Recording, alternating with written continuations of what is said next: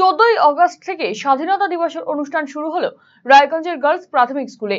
বুধবার স্কুলে এই উপলক্ষে একটি মনোজ্ঞ সাংস্কৃতিক অনুষ্ঠানের আয়োজন করা হয়। সকাল সকাল উৎসাহের সাথে স্কুলে এসে অনুষ্ঠানে অংশ নেয় কচিকাচারা। নাচ গান আবৃত্তি সহ বিভিন্ন অনুষ্ঠানের আয়োজন করা হয় এদিন। 15ই অগস্ট জাতীয় পতাকা উত্তোলন করা হবে। দুদিন ধরে চলবে অনুষ্ঠান।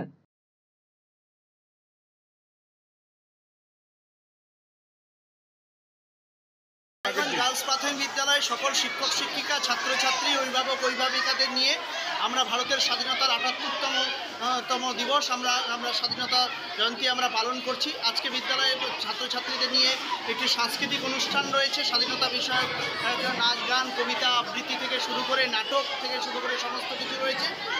আগামীকাল আবার জাতীয় পতাকা উত্তোলনের মাধ্যমে আমরা আমরা আমরা এই দিনটিকে গর্বের সাথে পালন করব। আমাদের দুদিন ধরে প্রতি বছরই আমরা করি, কারণ আমাদের শিডিউল অনেক বড় থাকে, একদিনে সম্পন্ন হয় না, সেজন্য দুদিন থেকেই আমরা শুরু করে দিই।